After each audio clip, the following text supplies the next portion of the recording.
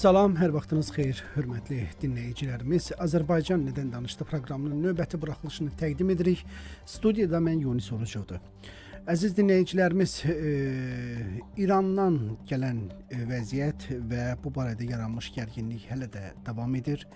İranın yeni seçilmiş ali dini rəhbəri Müştəbanın yaralanaraq Rusiyaya göndərildiyi və elə bugün İsrailin Müdafiə Naziri bildirdi ki, artıq İran Ali Milli Təhlükəsizlik Şurasının sədri Larijani də qətlə yetirilib. Bu arada Tehran Amerika ilə hələ də dialoq istəmir. Amerika həm də Rusiya neftinə qarşı sanksiyaları yumuşaldır. Biz bugün bu mövzularda danışacağıq. Söhbətimizə başlamazdan öncə qeyd edim ki, politolog Talih Əliyev bizə telefonla bağlanıb. Hər vaxtınız xeyir olsun. Hər vaxtınız xeyir olsun Yunus bəy. Talih müəllim, bir qədər əvvəl vurğuladım. Yeni ali dini rəhbərin Moskvaya göndərildiyi müalicə üçün və Ali Milli Təhlükəsizlik Şurasının rəhbəri Laricaninin isə qətlə yetirildiyi barədə iddialar dolaşır. Siz necə düşünürsünüz? Əgər bu cür davam edərlərsə, o zaman İranda yaxın gələcəkdə siyasi konjunktura böhranı yarana bilərmi?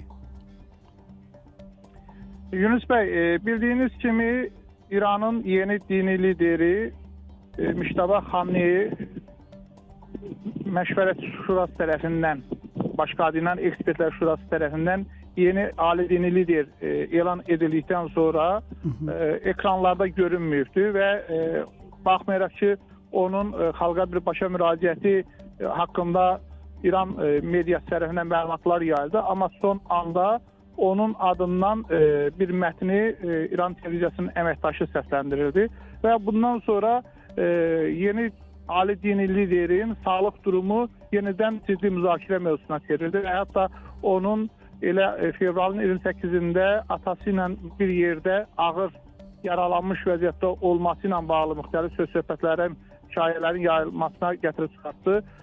Qeyd olundu ki, ayaqları amputasiya olunubdu, qaraciyər və mədəsində də çox kəskin problemlər meydana çıxıbdı. Bu söz-söhbətlərin fonunda bugünə qədər də dini liderin ən azından video görüntülərinin yayılmaması istər-istəməz onun haqqındakı şayələrin getdikcə daha çox inandırıcı hala gəlməsinə gətirib çıxarır.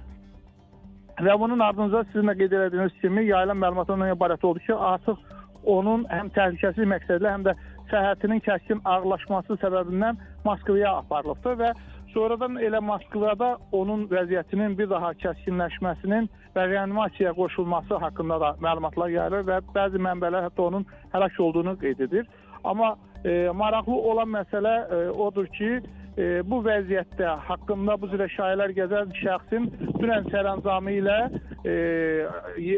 ali dini liderə yeni hərbi müşavir təyin olunubdur, Sepahın keçmiş komandanı və sizin də qeyd etdiyiniz kimi dünəndən xüsusilə də İsrail mənbələrinə istinad edərək başqa bir xəbər dolaşır ki, əslində elə keçmiş ali dini liderin vəfatından sonra ölkənin əsas yönətiminə, söz sahibinə çevrilmiş Ali Təhlükəsizlik Şurasının katibi Əli Larijaninin həlak olması ilə bağlı ciddiyyətli xəbərlər dolaşır. Əvvəlcə məlumatın qeyri-dəqiq olması ilə bağlı İsrail tərəfindən açıqlama getmişdi, amma sonradan elə İsrailin Müdafiə Naziri Larijaninin ölməsi ilə bağlı rəsmən məlumatı təsdiq etmiş oldu. Amma bu məsələ ilə də bağlı elə bugün gün ərzində Larijaninin X hesabından İranlı dənizçilərin ölümü ilə bağlı bir başsağlığı yayılıbdır. Düzdür, onun görüntülərinin ortada olmaması belə düşünməyə əsas verir ki, vaxtilə, yəni fevralın 28-də əvvəlki ali dini lider həlak olandan sonra da onun adına belə bir açıqlama olmuşdu ki, gün ərzində onun xalqa müraciəti olacaqdır, müəyyən belə deyək də müharibə ilə bağlı çağırışlar edəcəkdir, amma sonradan açıqlama verildi ki, o artıq elə həmin günü həlak olubdur. İndi bu yeni yayılan məlumatın da nə dərəcədə real olub-olunmadığı bilinmir. Bu baxımdan sizin də qeyd etdiyiniz kimi xüsusilə ölkənin həm real, həm də ki faktiki, hüquqi liderləri barəsində bu məlumatların artması istər-istəməz İranın bugün müharibə şəraitində əsas zərbə qüvvəsi olan Sepahda həm rus düşkünlüyü, həm də fərarlı halının artmasına gətirib çıxarır. Elə yenə sosial şəbəkələrdə yayılan məlumatlara görə artıq Sepahın və bəsis qüvvələrinin şəxsi heyəti arasında ciddi fərarlıq prosesinə belə deyək, start verildi. Yəni hərbiçilər qeyri-müəyyənlik içərisində artıq müqaviməti davam etdirmək istəmirlər.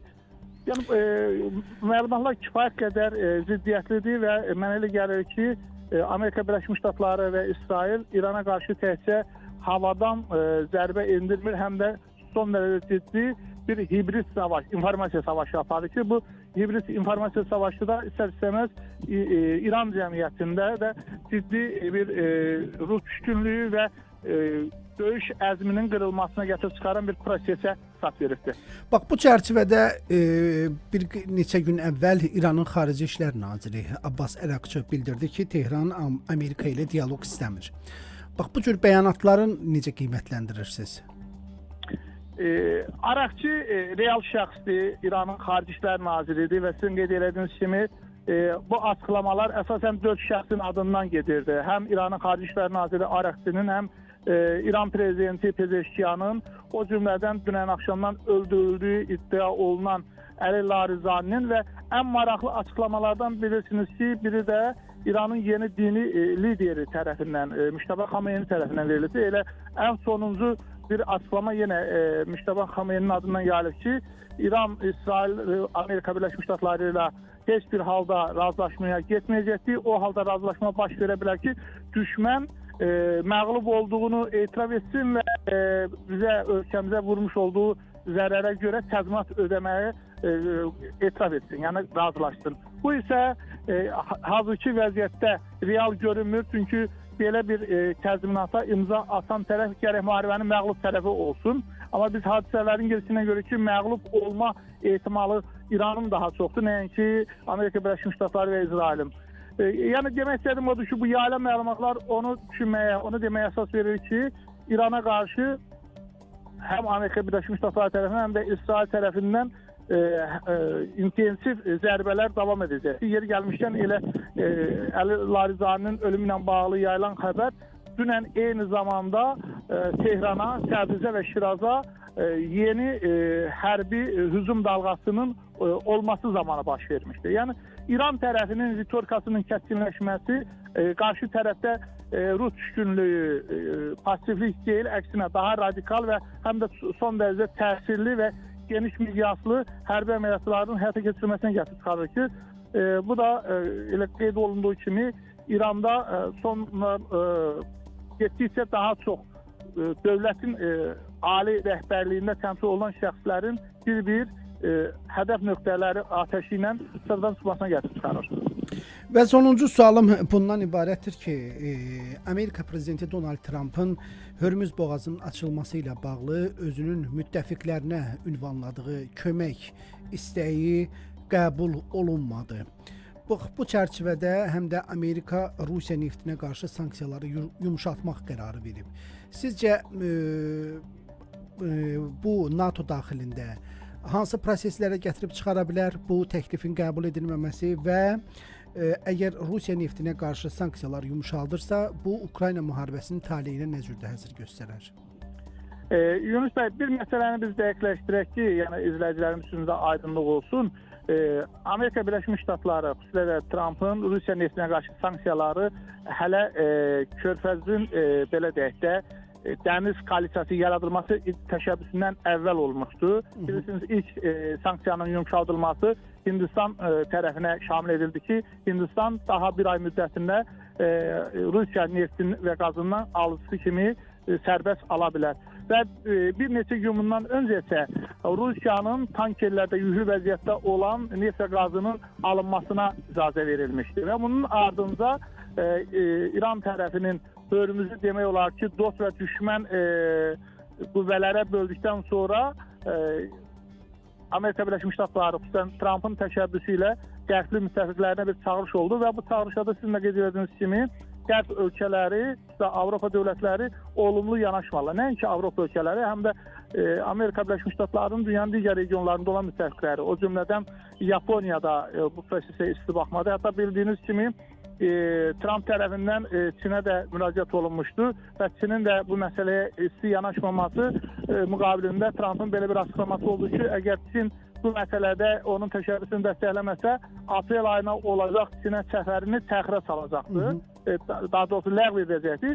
Amma bu ləğv edəcək açıqlamasının ardınca Vaşinqton belə bir məlumat yaydı ki, səfər ləğv edilməyəcək, sadəcə olaraq ertələnəcək. Yəni sonraki bir tarixdə baş tuta bilər.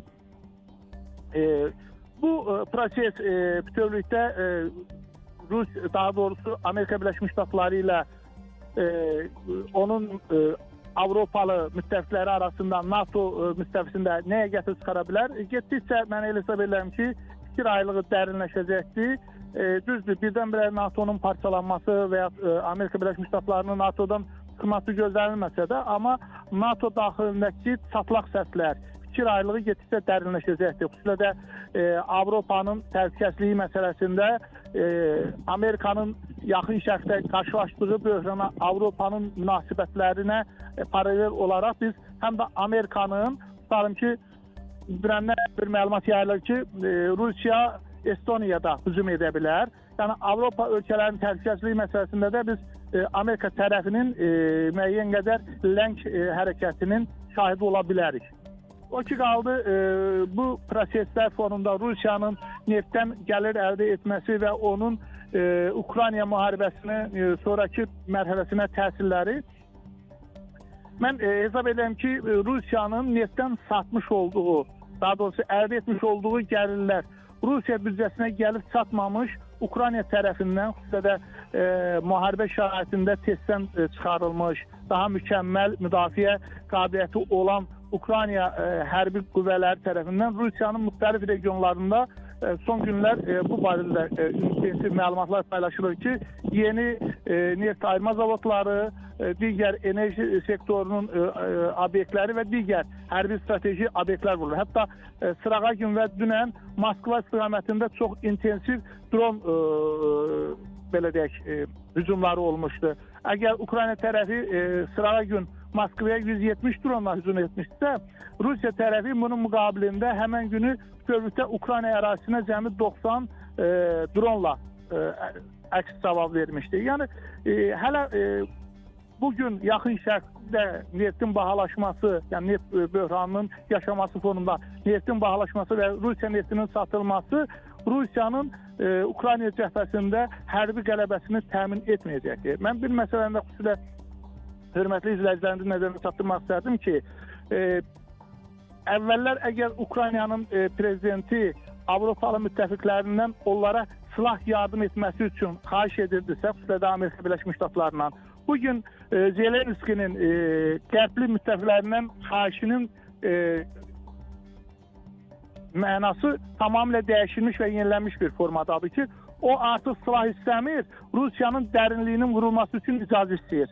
Bu isə o deməkdir ki, qarşıdakı dövrdə Rusiyanın Ukraynaya qarşı iri miqyaslı hərbi əməliyyatlar aparıb, uzun müddətli fürsət kimi baxdığı hazırki situasiyadan öz xeyrinə istifadə etmə imkanları nəinki məhduddur. Hətta mən deyərdim ki, bu mərhələdə Ukrayna tərəfinin imkanları daha genişdir. Çünki belə olmasaydı, Zelenski Amerika Birləşmiş Ştatlarından və qərbi müttəfiqlərindən belə bir xahiş etməzdi ki, bizə icazə verin, biz Rusiyanın dərinliklərini vuraq. Yəni bu baxımdan Rusiyanın bir mənalı hazırki situasiyadan faydalanacağı real görünmür. Çox sağ olun. Maraqlı müsahibəyə görə sizə təşəkkürümüzü bildiririk və dinləyicilərimizin diqqətinə bir daha çatdırmaq istəyirəm ki, bizimlə telefon bağlantısında politoloq Talih Əliyev idi.